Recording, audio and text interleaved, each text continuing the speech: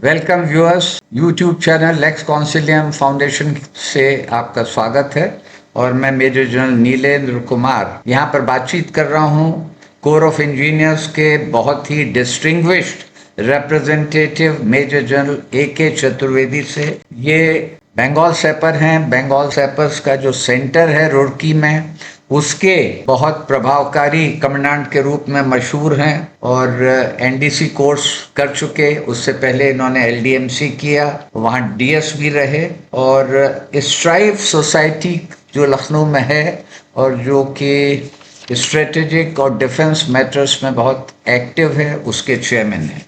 तो यहाँ आपका स्वागत है। और आज आपसे मेरा पहला सवाल ये है कि कहीं पर टर्म यूज होता है civil engineers within military और कहीं कहीं पर कहा जाता है मिलिट्री इंजीनियर्स। तो इन दोनों में क्या फाइन डिस्टिंक्शन है, क्या अंतर है? बहुत इंटरेस्टिंग। और आप खुद एक इंजीनियर परिवार से, तो आप जानते हैं, और आपके फादर एक बहुत ही डिस्टिंग्विश इंजीनियर थे रुड़की इंजीनियरिंग कॉलेज से। धन्यवाद। तो आप जो मैं ये बताना चाहता हूँ कि जो एक्चुअली ओरिजिनली इंजीनियरिंग थी वो सारी की सारी मिलिट्री बेस्ड होती थी कि लड़ाई के लिए पुल बनाना, लड़ाई के लिए शेल्टर्स बनाना, दुश्मन की जो उसकी रास्ते में मुश्किलें पैदा करना जिससे कि वो आगे ना बढ़ सके, अपने लिए ट्रैक्स बनाना, ये सब होता। तो ये जो शुरू हुआ ये एक तरह से मिलिट्री इंजीनियरिंग थी। इसीलिए आप देखिए कि जो कॉलेज ऑफ इंजीनियरिंग, जो हमारा इंजीनियरिंग इंस्टीट्यूशन है पूना में, उसको कॉलेज ऑफ मिलिट्री इंजीनियरिंग बोलते हैं, बिकॉज मिलिट्री इंजीनियरिंग डिफरेंट। लेकिन फिर क्या हुआ कि ये एक चीज आई कि भाई परमानेंट कंस्ट्रक्शन भी तो इंजीनियरिंग है, तो उसके लिए यूज होने का जो सिविल एरिया में यूज होता है सिविल इंजीनियरिंग। तो सिविल इंजीनियरिंग, और आप देखिए कि 1847 में एक बहुत इंटरेस्टिंग चीज हुई थी कि एक रुड़की में कॉलेज ऑफ इंजीनियरिंग क्रिएट किया गया, क्योंकि कैनाल बनाई जा रही थी और उसको धीमे धीमे करके वो जब हुआ, वहीं पे उसी के एक विंग के तौर पे एक स्कूल ऑफ मिलिट्री इंजीनियरिंग शुरू हुआ जो 1948 में शिफ्ट हो गया पूना में, और जिसका जो आज के रूप में कॉलेज ऑफ मिलिट्री इंजीनियरिंग के नाम से है। तो ये डिस्टिंक्शन रहा। और मैं आपको एक चीज और इंटरेस्टिंग बताता हूँ कि जो पहले जो कमांडेंट थे इसके कॉलेज के, रुड़की इंजीनियरिंग कॉलेज के, जिसको बाद में थॉमसन कॉलेज भी बोला गया, पहले कमांडेंट एक बंगाल सैपर थे, क्योंकि बंगाल सैपर की कैनाल बनाने के लिए ये लुधियाना से लाए गए थे 1853 में। तो ये जो चीज है, और एक आपको बहुत खुशी होगी ये जान के कि इनमें एक बहुत ही इंटरेस्टिंग कैरेक्टर भी हैं जिन्होंने ये कैनाल डिजाइन की थी। इनिशियली सर्वे जिन्होंने किया था, कॉटले वाज ए आरटी ऑफिसर और जो कि सर्वेयर थे। अच्छा, लेकिन क्या है कि सर्वे तो वो जानते थे लेकिन इंजीनियरिंग को उतना नहीं, तो इसलिए उनको ऑनरेडी सैपर तो कहा जाता है। लेकिन कैनाल बनाने के लिए जो पहली बार बनी कैनाल, वो एक बेंट पे ऐसे बन गई कि वो उसमें उन्होंने फिल सेक्शन में बना दिया, तो पानी का जोर इतनी जोर से आया कि उसने फाड़ दिया।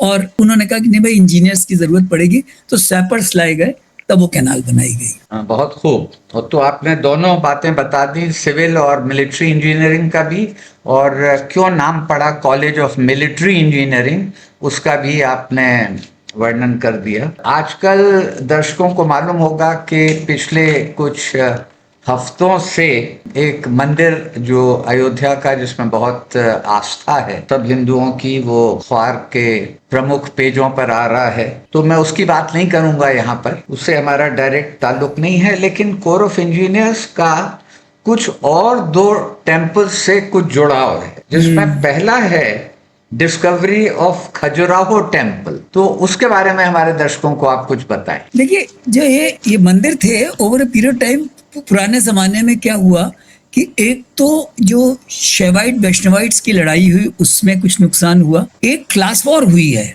जो ब्राह्मण्स और क्षत्रियों के बीच में भी हुई थी, जिसके चलते हुए सिर्फ चंदेल और परमार बचे थे, बाकी सारे राजपूत जो यहाँ से भाग करके वो मानसर सनासर एरिया में चले गए थे। ओवर ए पीरियड टाइम फिर इस्लामिक इन्वेजन शुरू हुए, तो ये जो एरिया था वो डिक्लाइन में चला गया, पूरे जंगल में हो गया।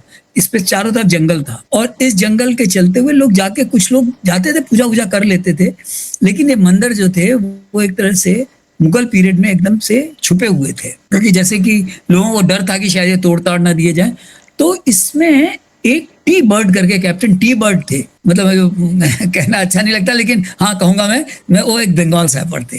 तो उन्होंने क्या किया, ये इनको ढूंढा और उन्होंने ये वर्ड हेरिटेज को वर्ड के सामने लाए। तो ये एक बहुत बड़ा कंट्रीब्यूशन था जो कि ये सैपर्स का रहा कि वो खजुराहो को दोबारा दुनिया को दिखाया गया। और ये चंदेला राजपूत का था, जैसा कि आप जानते हैं कि चंदेला क्षत्रिय, राजपूत नहीं बोलूंगा क्योंकि राजपूत और क्षत्रिय में थोड़ा सा एक डिफरेंस है, लेकिन ये क्षत्रिय थे। तो क्या अब भी कुछ जुड़ाव है, कनेक्शन है? देखिए ऐसा है कि भाई कम से कम आप अपने वाइयोस को इसके बारे में बताते होंगे जिससे जी, उनमें जी, कुछ जी। प्राइड रहे। जी हम लोगों ने क्या किया, एक बंगाल इंजीनियर ने 2 छोटे छोटे पैम्फलेट निकाले जी। और जिसमें कि जो कि as a matter of pride जैसे है, और ये शुरू हुए थे, हमारे प्रीडिसेसर थे लेफ्टिनेंट जनरल गौतम बैनर्जी, उनके टाइम में ये शुरू हुए और वो हैं ऑन रिकॉर्ड। उसमें से बहुत सारी चीजें रिकॉर्डेड हैं जो कि हम लोगों ने ढूंढी थी। जो आपने एक मंदिर का जिक्र किया, एक और मंदिर का है मेरे ख्याल में, वो भी मैं यही क्लियर कर दूं तो अच्छा है। सिखों का एक बहुत ही रेवर्ड मंदिर है हेमकुंड साहब, जो कि गढ़वाल हिमालयस में है। अच्छा, वहां ये कहा जाता है कि गुरु गोविंद सिंह जी ने जाके तपस्या की थी। तो गुरु गोविंद सिंह जी ने कभी उसकी कोई जगह नहीं बताई थी, उन्होंने एक डिस्क्रिप्शन दिया था कि जहां से चारों तरफ एक कुंड है और चारों तरफ पहाड़ है, इस तरह से किया था। अभी क्या है कि एक सिख रेजिमेंट के एक भाई सोहन सिंह थे, तो भाई सोहन सिंह थे, बाद में जो संत सोहन सिंह के नाम से भी जानने लगे। उन्होंने प्रयास किया कि इसको, उस जगह को ढूंढना चाहिए जहां दशम गुरु ने जाके प्रार्थना की थी। एक हवलदार मोदान सिंह करके थे जो कि बंगाल ग्रुप के थे, और मतलब जिसको कहा जाए कि पहले सर्वे, मिलिट्री सर्वे के थे वो, उन्होंने कोऑर्डिनेट्स वगैरह ढूंढ ढांड के निकाला और इसको किया। और आपको बड़ी खुशी होगी है जान के कि आज भी हेमकुंड साहब के जब द्वार खुलते हैं तो उसमें पहला राइट होता है बंगाल सैपर के जो सेंटर कमांडेंट हैं उनको वहां पे अरदास करने का। मुझे भी ये मिला था मौका, लेकिन उस वक्त मेरे एक सिख ऑफिसर थे जो उसके बाद रिटायर हो रहे थे, उन्होंने मेरे से रिक्वेस्ट किया कि सर आपके बजाय अगर मैं चला जाऊं तो कैसा रहेगा, मेरे लिए तो बहुत बड़ी, तो वो गए थे। तो जिससे कहा जाए कि हम लोग हेरिटेज से सारे इंडियंस जुड़े होते हैं कहीं ना कहीं, किसी ना किसी फॉर्म में, लेकिन क्योंकि ये नॉर्थ इंडिया में था जहाँ की धर्म का थोड़ा सा ज्यादा इम्पैक्ट है, तो ये दोनों ढूंढे निकाले गए थे। एक अंग्रेज ने ढूंढा था, दूसरे को एक सरदार ने ढूंढा था, ये चीज है। ये आपने बहुत दिलचस्प बात बताई और मुझे याद आया कि काफी पहले मैं गया था उधर 9 इंडिपेंडेंट माउंटेन ब्रिगेड सेक्टर में, और मुझे जोशीमठ जाने का मौका मिला। तो जोशीमठ मंदिर में भी ये परंपरा है कि वहाँ जब द्वार खुलता है तो पहली पूजा वहाँ जो कमांडर वर्क्स इंजीनियर हैं बॉर्डर रोड्स के, वो करते हैं, और वो परंपरा अब तक चल आ रही है। मैं उनके बगल में बैठा था, लेकिन उनको ये श्रेय दिया गया था कि पहली पूजा वो करेंगे। तो क्योंकि बहुत अच्छी रोड बात है। कनेक्टिविटी तो वहीं से है। पहले तो आपको याद होगा पीपल कोठी तक जाती थी सड़क, उसके आगे नहीं थी। फिर वो धीमे धीमे करके जोशीमठ तक जो बनी है रोड, वो जोशीमठ और उसके बाद बद्रीनाथ धाम तक वो बनाई गई है। तो बहुत ये बहुत बहुत धन्यवाद, ये आपने बहुत ही इंटरेस्टिंग जानकारी दी है, और मैं दर्शकों से कहूंगा कि आप हमारे साथ बने रहें। जनरल AK चतुर्वेदी से बातचीत जारी रहे।